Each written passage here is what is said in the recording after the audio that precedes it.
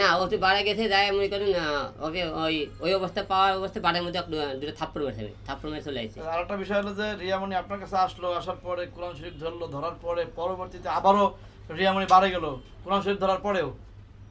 হ্যাঁ কোরআন শরীফ ধরার পরে বাড়ি দেওয়ার পরে থেকে সেইটাকে তো ওর উপর আমার মন যাবে না সংসারে আর কি আমরা মুখে সেই মেয়ের উপর আর আমার মন ওঠে যে আল্লাহর সাথে বেমানি করতে পারে সে আমি তো হিরো আলম পরেই হলো।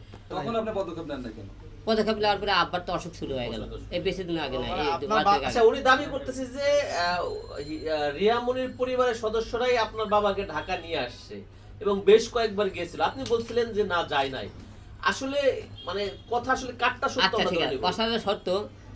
আর আমার ঢাকা আপনি আমার পরিবার বগুড়া আপনারা অনেক মিডিয়া কর্মী আছে খোঁজ নিতে পারবেন তার পরিবারে কেউ আসছে কিনা এবং নিউরোথেন হসপিটালে তার পরিবারে কেউ গেছে নাকি যাবেন। ওই বলতে আমার আত্মীয় গেছে, আত্মীয় বলতে কী বোঝায় তার ভাই আমার গাড়ির ড্রাইভার গাড়ি চালায়। আমার বাবাকে দিদি আনবেন লাগে আমার ভাই ওর ভাই না হলে অন্য কোনো ড্রাইভার হলে তো আমি গাড়ি দিয়ে পাঠাইতাম। ওর ভাই যেহেতু গাড়ির ড্রাইভার সে তো আমার আত্মীয়ের মধ্যেই পড়ে না। আচ্ছা গেল ওর ভাইয়ের কথাও তো হয়, ওর ভাইও কয়দিন গেছে, ওর বোনও কয়দিন গেছে, ওর তো একই জায়গাতে ওর ভাই বোন আমরা তো একই জায়গাতেই থাকি, তাহলে একদিন তো ওর বোনও তো গেল না। ওরা বলে আমরা ওই মেয়ের কারণে জানি কেন ওই মেয়েটাকে সেই মেয়েটাকে ঘরে তুই হলো ঘরের বউ লিগেল বলিস দাবি করি তা তুই মেয়ে তুই কেন যাবি না? তোর সমস্যা কি ওই মেয়ে দুর্বলতা কোন জায়গা সেই মেয়ের সামনে যাইতে?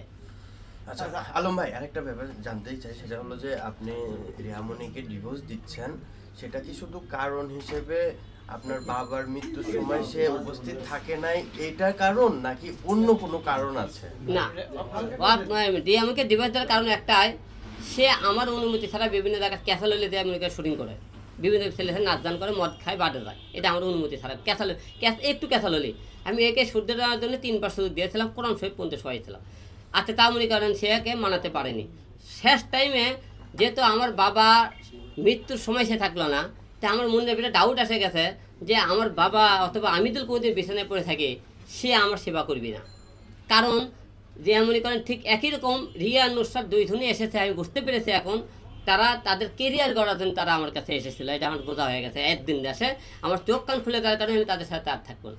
আচ্ছা আরেকটা ব্যাপার সেটা হলো যে আপনি বলছেন একটু ভাই বলে একটা ব্যাপার সেটা হচ্ছে রিয়ামণি যেহেতু ড্রাগ অ্যাডিক্ট সেই জায়গা থেকে তাকেও তো অনেক নিরাময় কেন্দ্র আছে, সেখানেও তো আপনি চিকিৎসা করতে পারতেন আপনার স্বামী হিসেবে। না সে মদ খায় ওকে ডাক আসতো না, সে তো মদ খাওয়াতে আমাকে ফিরেছি আমি যারে কোনো ফিরেছি তুই মাঝে সাথে লোকের সাপেছে মদ খায় দায়িত্ব ছিল পারে কিন্তু পর পুরুষের সাথে নাচ গান করা সে ছাড়ে না, এর থেকে ছাড়াতে পারিনি।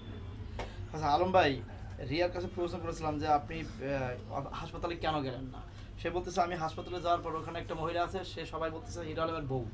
এখন আমি ওখানে যাওয়ার পরে সবাই কানাকানি করতেছে যে হিরো আলমের বউ তো আছে তাহলে সে কিনা, সেই কথার পরিপ্রেক্ষিতে সে নাকি ওইখান থেকে চলে আসছে আর যায় নাই।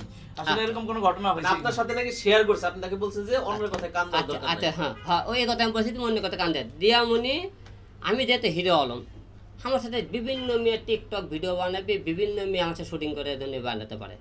যে কোনো মেয়ে তুমি সন্দেহ করে ওই মেয়েরা তুমি সন্দেহ করে ফেসবুকেতে ছবি ছাড়লো যে হিরো আলমের 4র্থ নম্বর বউ শব্দটা কে দিল? রিয়ামণি ওই মেয়ের কিন্তু সাইনবোর্ডটা লাগিয়ে দিল যে রিয়ামণি হলে আলমের 4র্থ বউ।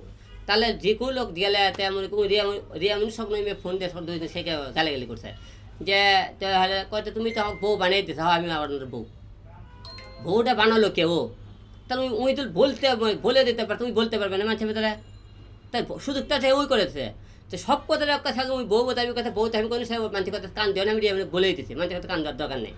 ঠিক আছে আমি তো ঠিক আছে, তুমি বলছো আমি লিগেল বউ তুমি তো ওই জায়গায় বসে থাকো 24 ঘন্টা আমার বাপের কাছে, তুমি থাকলে না কেন? তাহলে আমার 2 নম্বর বউ তো ওটা থাকে না, তোমার কথাই হলো।